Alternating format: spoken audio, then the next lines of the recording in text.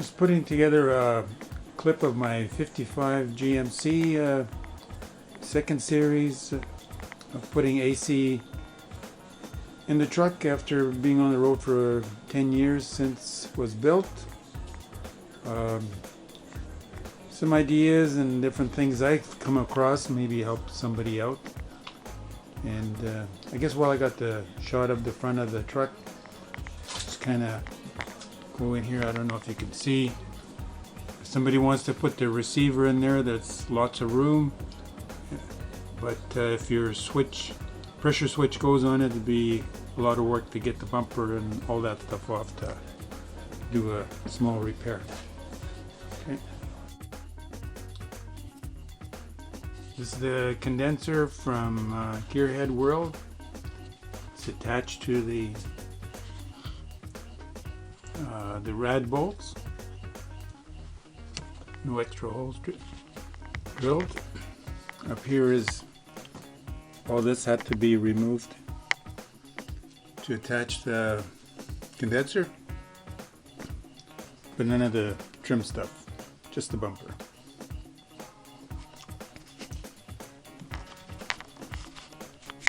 This hole here was where Vintage Air, an old 55 Chevy installation, showed, and then this one here goes to the wheel side of the inner fender. Here's my spare engine with the way the alternator and water pump pulley and power steering bracket was. The power steering was pretty high on the engine, with part of it attached to the exhaust manifold. Show you the changes I had to do. Okay, here we're in the engine compartment, and okay, I moved the alternator and over to the driver's side, and I don't know if you can see it, but there's the power steering way down there. And anyways, power steering is a little bit lower. Well, we get it quite a bit lower, and there's kind of a shot of it. We've got a double pulley on the power steering pump and a triple on the crankshaft. Okay, we got. I'm running a 78 Nova clip, which is kind of similar to a second generation Camaro. Okay, and here I've got the AC compressor on this side, and these two lines here, those are my heater lines to the Vintage Air that's inside the truck. And here's some of the bracket, hold the compressor, similar bracket on the alternator. Okay, those chrome guys, you can see them on eBay all over the place, and I bought them at a local speed shop.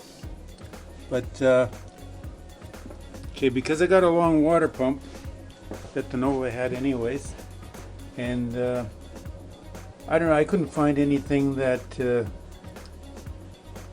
kind of would have like a billet something, but I couldn't find anything that I liked. And then I come across Vintage Air, and they had some brackets, but they were so industrial looking in the front, I wasn't keen on it.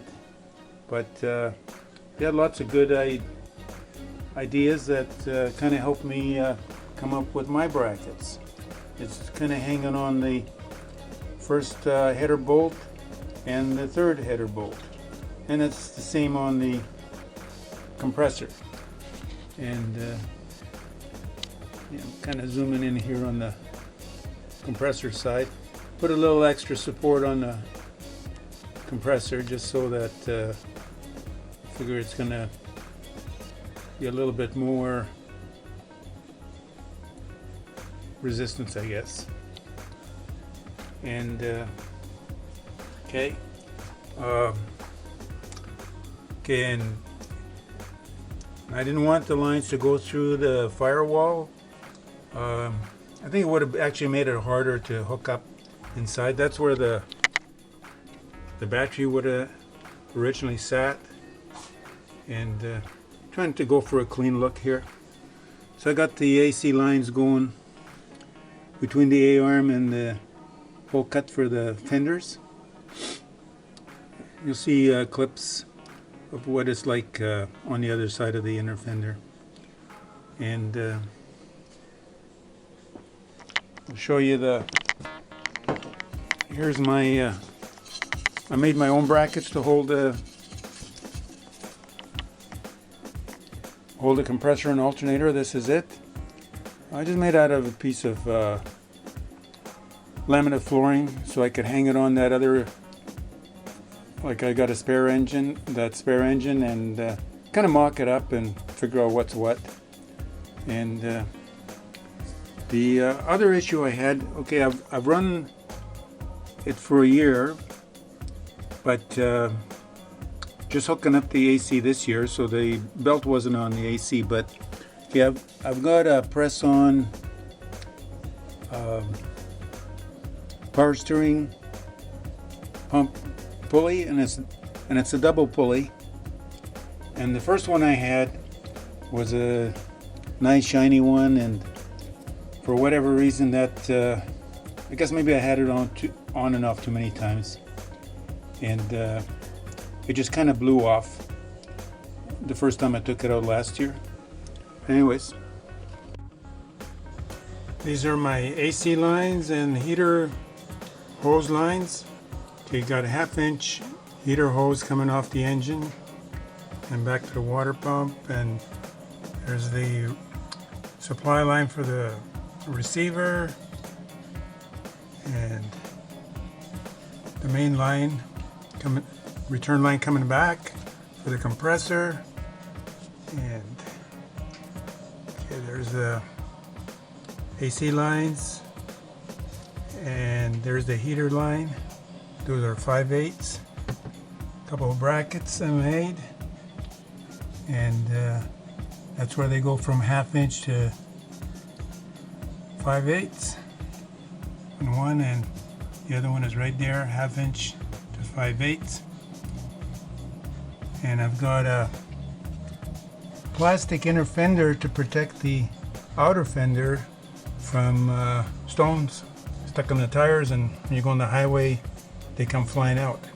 But anyways, the ones there on the right are the refrigerant lines going in through the firewall, right at the bottom corner, and those are the heater lines going through the vent section.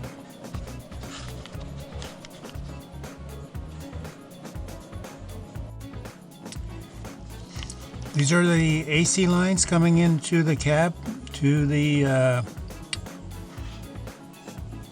Vintage Air Mini.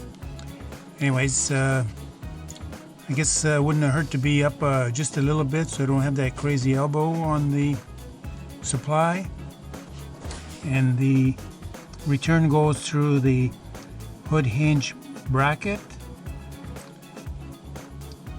It's kind of like a brace or something. Anyways, it's pretty tough to drill through that, 1.25 inches. And the heater hoses are going to come through the vent area.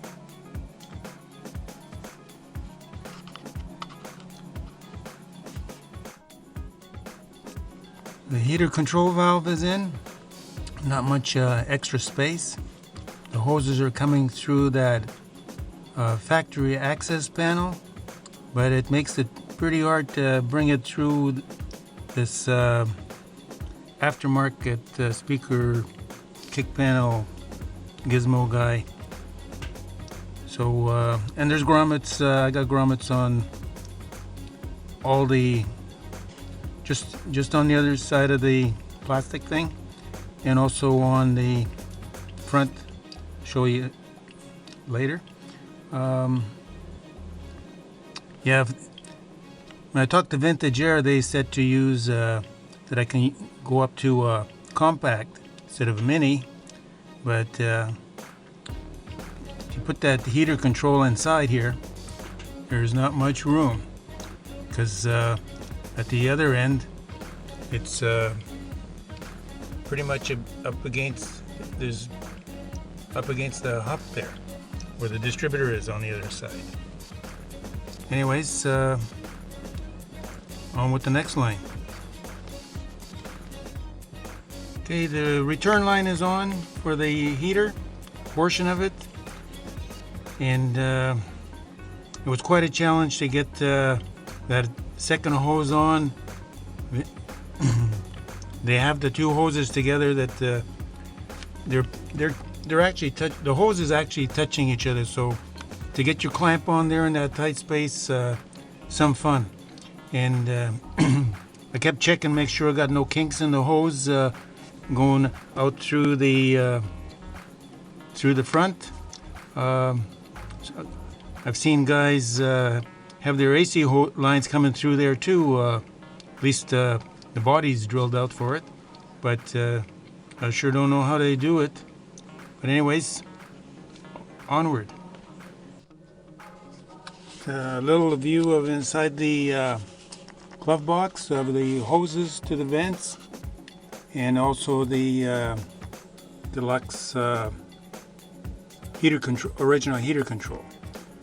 Anyways, not much room for without chopping the daylights out of that thing, but anyways, only took off the cable locking parts and put a cap on the lever end so it didn't puncture a hole in the tubing. Hopefully it won't. But anyways, it's there's the heater control, and these are where the radio was. I made those knobs to match the rest of them on the dash, and just waiting for that vent. Hopefully it'll be here soon. But anyways, that's the old radio bezel with a piece of stainless over top and aluminum knobs.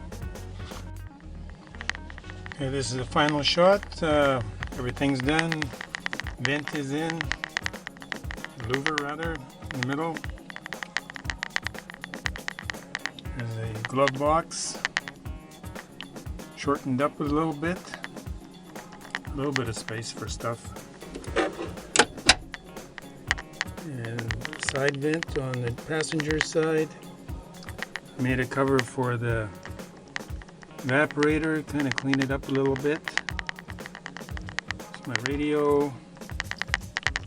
And on the other sides of the vent from over there. Anyways, pulled a vacuum on it. Held a vacuum for over a week. So it's all good. Just need some good weather now. We're cruising.